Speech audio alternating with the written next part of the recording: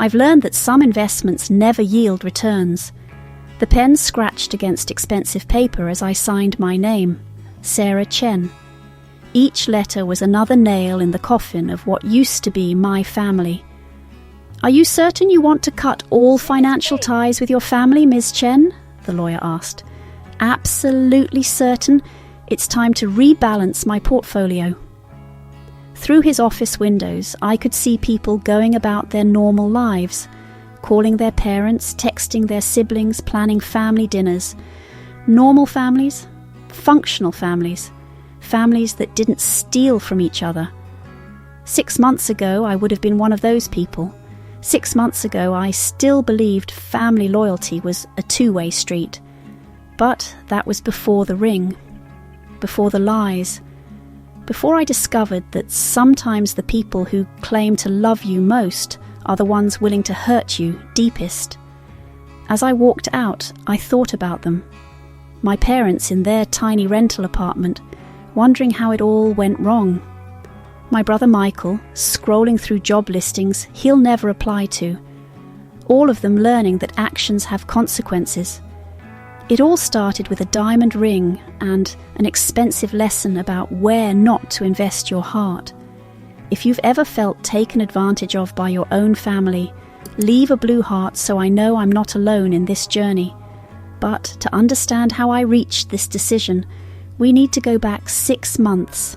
6 months earlier, I was reviewing market reports in my corner office, watching morning sun paint golden streaks across the Seattle skyline.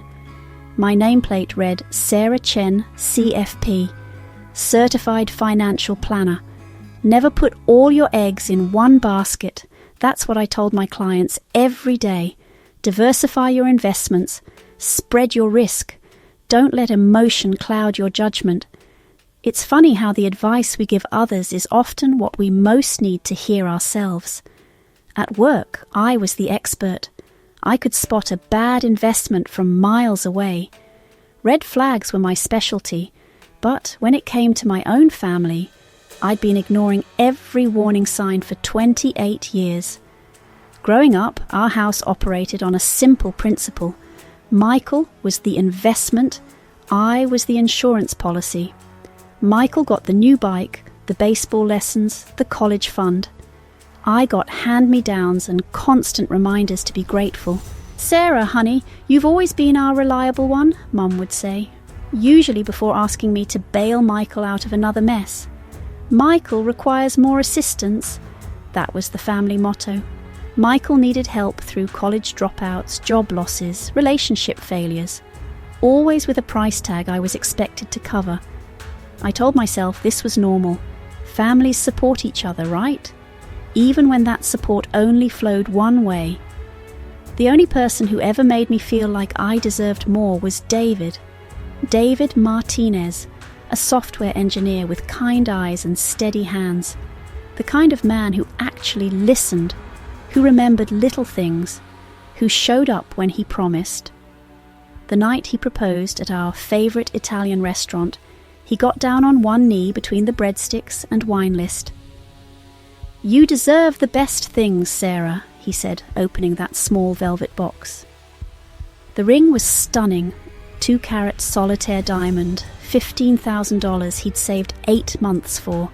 For the first time in my life, someone had invested in me, really invested. Not because they needed something, but because they saw value in me, in us. I should have known my family would find a way to test that newfound happiness. The call came on a Tuesday morning.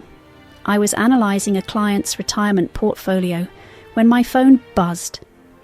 "Sarah, honey, we need to talk about something important." I could hear that particular tone she used when Michael had screwed up again. "What's wrong, Mom?" "It's Michael. He's got this incredible opportunity, but he needs some help getting started." Of course he did. At work, I teach clients that opportunity without a business plan is just gambling in fancy clothes. But they never consulted the expert in the house. The appendicitis hit me like a freight train Thursday night. One minute I was making dinner, the next I was doubled over in pain so intense I couldn't breathe. David rushed me to emergency, where doctors wheeled me straight into surgery. Emergency appendectomy, we need to operate now. Everything happened fast. David held my hand, promising he'd be there when I woke up. Then anaesthesia pulled me under. When I came to, my parents stood beside my hospital bed. Mum clutched her purse like a lifeline. Dad shifted his weight foot to foot. "How are you feeling, sweetheart?" Mum asked, but her eyes weren't on my face. They were on my left hand, my engagement ring. In all the chaos, I'd forgotten about it. "Oh, honey, you can't wear that in the hospital," she said quickly. "What if it gets lost? Let us hold on to it for safekeeping." Safekeeping. Even through medication haze, something about that word made my stomach clench. But I was tired, in pain, and these were my parents. People supposed to protect me, not hurt me. Except, I'm a financial planner. Risk assessment is literally what I do. Every instinct I'd honed protecting other people's assets screamed at me not to hand over that ring. So I didn't. 3 days before surgery, when I'd first felt unwell, I'd bought a high-quality moissanite replica for $2,000.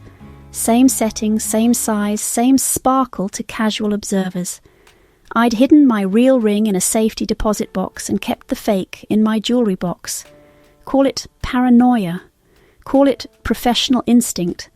Call it unconscious recognition that my family had a pattern of taking what wasn't theirs and calling it love. When Mum reached for my hand that day, I slipped off the replica and placed it in her palm. "Please take care of it." "Of course, honey. We'll keep it safe." I spent 5 days recovering while David was at his San Francisco conference. My parents promised to handle everything. When I got home, I expected my ring back immediately. Instead, I got excuses. "Oh, it's in the safe at home. We'll bring it tomorrow." Tomorrow became next week. Next week became when you're feeling better. 2 weeks after surgery, I cornered them. "I want my ring back, now."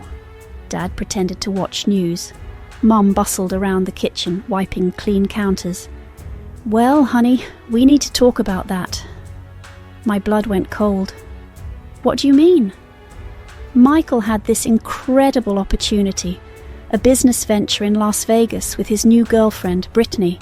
She's got connections in hospitality, and they needed startup capital for this amazing restaurant concept. I stared at her. "What does that have to do with my ring?" Dad finally looked up. "We sold it, Sarah. Don't look shocked. You'll be married soon anyway." The room started spinning, not from surgery but from sheer audacity. "You sold my engagement ring?" "Don't be dramatic," Mom said, waving dismissively. "It wasn't doing you any good sitting in a box while you recovered. Michael needed this chance. He needed my ring. He needed an opportunity. He's been working so hard, and this could really change his life. As a financial planner, I know opportunities without concrete business plans are just gambling. But they didn't consult the expert in the house. "You didn't even ask me," Mum's smile tightened. "You would have just said no. You've always been selfish when it comes to Michael." Selfish! The word hit like a slap. I was selfish for wanting to keep my own engagement ring. That's when I started laughing, not because it was funny, but because the absurdity had finally broken something inside me. They thought they were so clever, selling my ring to finance Michael's Vegas adventure. "What's so funny?" Mom demanded. I looked from her to Dad, both suddenly uncertain. Smugness slipped from their faces, replaced by something like fear. "Do you really want to know?" They stiffened, sensing a trap. "You'll find out soon enough." 3 days later, my phone buzzed with a text from an unknown number. "Hey girl, this ring is fake. I want my money back." And that's when I realised the game had just begun. That text message was like watching the first domino fall.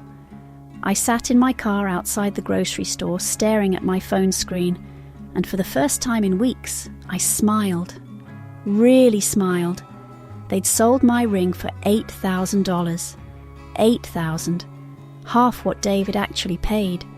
They hadn't bothered getting it properly appraised. Just grabbed the first offer from some sketchy buyer. That night I sat at my kitchen table with laptop, coffee and legal pad. David was still in San Francisco, giving me space to think clearly. In investing, there's a fundamental principle: cut your losses and let your winners run. It was time to cut my losses. A quick financial audit revealed the truth: years of borrowing against their house for Michael's failures. Food truck, cryptocurrency, dropshipping, each venture funded by their equity, each ending in total loss. They were leveraged to the hilt. Their debt-to-income ratio was a nightmare. Now they'd added insult to injury by stealing from their own daughter. But the real revelation came when I started making phone calls. "Hi, this is Sarah Chen, financial advisor with Chen Financial Planning. I'd like to offer free consultation regarding debt recovery from my family members. When you're a licensed financial professional, people take your calls. They assume you're helping clients navigate debt situations. They don't assume you're about to torpedo your own family's credit rating. The borrowers in question have a pattern of poor financial decision-making, recent large cash expenditures on non-essential items, history of failed business ventures, tendency to prioritize short-term gratification over long-term stability." I wasn't lying, just sharing my professional assessment. By week's end, I'd spoken to 6 different lenders. I'd provided detailed financial analysis of my family's spending patterns, debt history, and likelihood of default. All factual, all professional, all devastating. David called Friday night from his hotel room. "How are you feeling, babe? You sound different." "I'm feeling clear-headed for the first time in years. David, can I ask you something?" "Of course." "When you bought my ring, did you see it as an investment?" He was quiet a moment. "I saw it as a promise, a commitment to our future together." "And if someone stole it and spent the money on something frivolous?" "I'd be devastated. Not because of the money, but because of what it represented." "Exactly." I told him everything: the fake ring, the discovery, the financial investigation I'd been conducting. When I finished, he was quiet for a long time. "Are you sure you want to do this? You know what? Sometimes to protect what you have, you need to know when to let go. I love you, not because you're reliable or because you fix things. I love you because you're brilliant and strong and deserve so much better than how they've treated you." That's when I knew I was making the right choice. The plan was elegant in its simplicity. I wasn't going to confront them privately. I was going to do this the way I handled all major presentations, professionally, publicly, and with complete transparency. Grandma Chen's 70th birthday was coming up in 2 weeks. The whole family would be there. Everyone who'd spent years watching Michael get away with murder while I quietly cleaned up his messes. It was perfect. Grandma Chen's house was exactly as I remembered from childhood. Same floral wallpaper, same family photos covering every surface. But today, the familiar smell of jasmine tea mixed with something else, tension thick enough to cut. The whole family was there. My parents looking uncomfortable in their best clothes. Michael tanned from his Vegas adventure and wearing a new watch I was sure he couldn't afford. Aunts and uncles, cousins with kids running around. About 30 people total. I'd arrived early with my laptop and projector, claiming I wanted to create a family slideshow. After we'd sung happy birthday and cut cake, I stood up and tapped my wine glass with a fork. "Excuse me, everyone, if I could have your attention for just a moment," the room quieted. Mum smiled encouragingly. Dad nodded approvingly. They thought I was about to give some sweet speech about family and tradition. I clicked to my first slide. The Chen family portfolio, a case study in risk management. "So I've been thinking about our family's investment strategy over the years, especially this latest transaction with my ring. The grandfather clock's ticking seemed to get louder in the sudden quiet. Click. Next slide. Investment overview. Michael Chen Enterprises.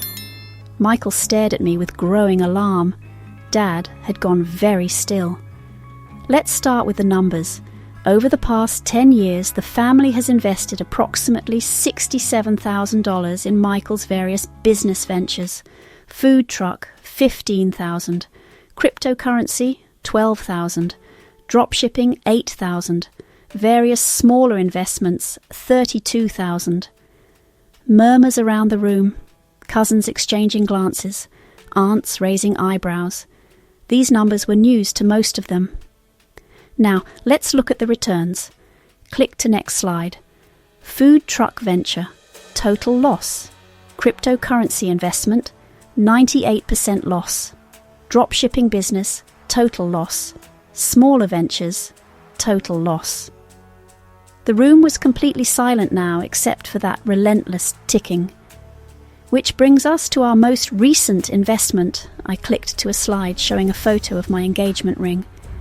$8,000 from my engagement ring. You turned it into a beautiful zero in just 3 days. Michael's face went white. Sarah, what are you doing? I watched Dad's face go from confusion to dawning horror as I turned to look directly at Mom. I'm doing exactly what you taught me growing up. Family should be transparent with each other. This is complete transparency. Mum stood up abruptly. Sarah, stop this right now. This is inappropriate. Is it? Because I think what's inappropriate is stealing your daughter's engagement ring to fund your son's gambling addiction. But maybe I'm wrong. Let me show you the data. Click to next slide. Risk assessment, the Las Vegas investment. According to my research, Michael and his girlfriend Brittany spent the $8,000 over a long weekend in Las Vegas. Approximately $4,000 on gambling, $2,000 on dining and entertainment, $2,000 on shopping, $0 on any actual business venture. Uncle James leaned forward. Wait, you sold Sarah's ring? It was a family decision, Dad said defensively, but his voice lacked conviction. Was it? Because I don't remember being consulted, and I'm pretty sure the ring belonged to me. Click to next slide. Legal and ethical considerations. Now, some of you might be wondering about the legal implications of selling someone else's property without consent. The technical term for that is theft. But don't worry, I'm not pressing charges. Grandma Chen finally spoke up. Sarah dear, what exactly are you trying to tell us?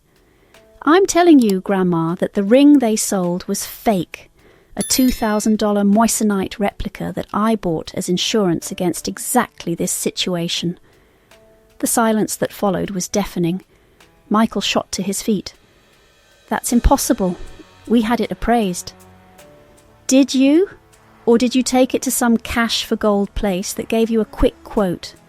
Because if you'd had it properly appraised, you would have discovered that moissanite doesn't hold its value quite the same way diamonds do. Mum's face had gone from pale to green. You're lying. Am I? Click to final slide. Current financial status and projections. Here's where things get interesting, because while you were spending my fake ring money in Vegas, I took the liberty of providing professional consultation to your various creditors. Dad stood up slowly. What did you do, Sarah? I did what any responsible financial advisor would do. I provided accurate information about spending habits, debt-to-income ratios, and likelihood of default. Turns out, when you tell credit card companies that their borrowers just spent $8,000 on a Vegas weekend while already behind on mortgage payments, they get a little nervous. I could see realization dawning on their faces. The phone calls that had been coming all week, credit card companies demanding immediate payment, the mortgage company scheduling meetings.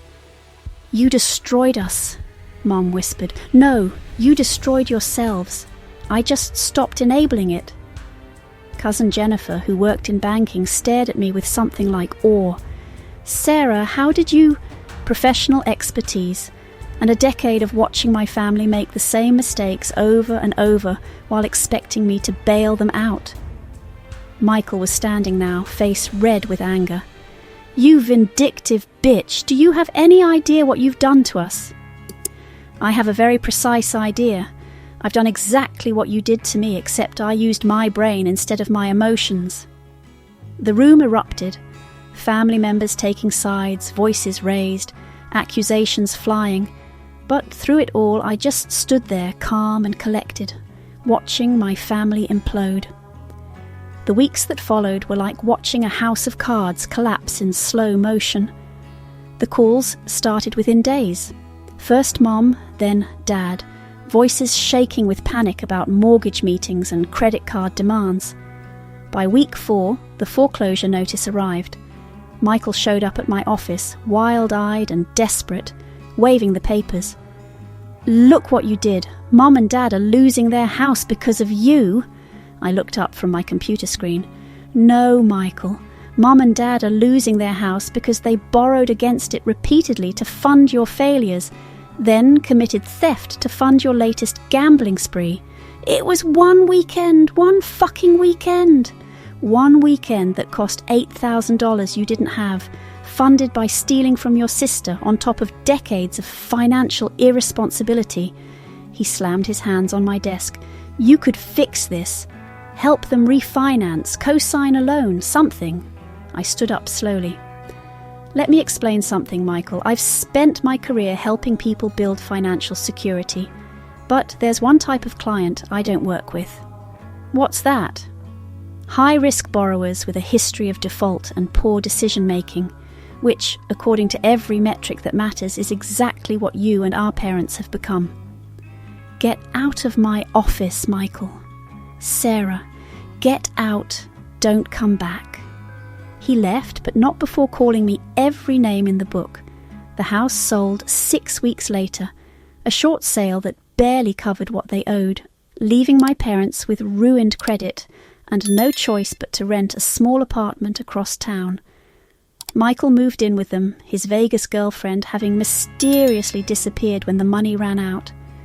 David had returned from his business trip to find me calmer, more centered, more myself than I'd been in months. We'd moved our wedding date up. "Do you have any regrets?" he asked one evening as we sat on our couch. "Honey, for the first time in my life, I feel like my portfolio is balanced." He laughed, but I wasn't joking. For years I'd been pouring emotional energy into relationships that gave me nothing in return. I'd been giving everything to people who saw me as a resource, not a person. Now I was focused on relationships that actually mattered. David, who loved me for who I was. My real friends, who supported me without expecting anything in return. My career, which gave me purpose and independence. I'd cut my losses, and finally, my winners were running free. 1 year later, I was sitting in my newly expanded office, looking out at the same Seattle skyline that had witnessed my transformation. The nameplate on my door now read, Sarah Chen Martinez, CFP Senior Partner. Success, it turns out, comes much easier when you're not constantly hemorrhaging resources to people who don't appreciate them. My phone buzzed with a text. For a split second, my stomach clenched with old, familiar anxiety. But it wasn't Mom or Dad or Michael. It was David. "Dinner at 7? I'm making that pasta you love." I smiled and typed back, "Perfect. I'll bring wine." This was what a healthy relationship looked like. Give and take, mutual respect, investment that flowed both ways. But just as I was putting my phone away, another notification popped up, a Facebook message from Michael. Michael had sent a long apology acknowledging how they'd used me, saying he finally understood. But it was too late. I stared at the message for a long time. A year ago, those words might have meant something. They might have cracked open the door to reconciliation. But that was a year ago. That was before I'd learned what it felt like to live without constantly looking over my shoulder, waiting for the next crisis, the next demand, the next guilt trip disguised as family loyalty. I closed the message without responding. Some investments, once you've divested from them, aren't worth revisiting, even when they promise they've changed. Later that evening, David and I were curled up on our couch, sharing a bottle of wine and talking about our weekend plans. We were thinking about looking at houses, maybe starting a family in a year or two. Normal couple things, healthy relationship milestones. "I had a client today," I said, swirling wine in my glass. "A young woman whose family keeps borrowing money from her and never paying it back. She wanted to know if she should keep helping them. What did you tell her?" I told her what I wish someone had told me years ago. I told her that love is like investing. It has to be reciprocal. If it's not, that's not love. That's just charity. David was quiet for a moment. "Do you think you'll ever talk to them again?" I considered the question seriously. A year ago I would have said maybe. I would have held on to hope that they could change, that we could find a way back to being a family. But I'd learned something important. I'd learned that some relationships are like bad stocks. You can hold on to them, hoping they'll turn around, watching them drain your resources and energy and peace of mind. Or you can cut your losses and invest in something better. Remember, not all relationships deserve investment. Sometimes cutting your losses is the smartest decision you can make. The next morning, I was back in my office, reviewing portfolios and helping people plan for their futures. These were good people who worked hard, saved responsibly, and treated their financial advisor with respect. As I worked, I thought about Michael's message, about apologies and second chances and the complicated mathematics of forgiveness. I knew I'd crossed lines that day, professional lines, personal lines, but some betrayals deserve to be answered in kind. I'd learned that love is like investing. It has to be reciprocal. If it's not, that's just charity. And I was done being a charity case for people who had never valued what I had to offer. My family had taught me a valuable lesson, just not the one they'd intended. They'd taught me that sometimes the most loving thing you can do for yourself is to stop loving people who hurt you. They'd taught me that family isn't about blood or obligation or guilt disguised as loyalty. Family is about investment, mutual investment, respect that flows both ways, and for the first time in my life I had that. With David, with my real friends, with the life I'd built for myself, I'd finally learned to invest in the right places. Now I want to hear from you. Do you think Sarah went too far by letting her family lose their house? Or was this a necessary lesson? Let me know. Are you Team Sarah or Team Family? If this story made you reflect on the relationships in your own life, please like and subscribe to join me in exploring more stories about finding yourself. Because sometimes investing in yourself is the best investment of all.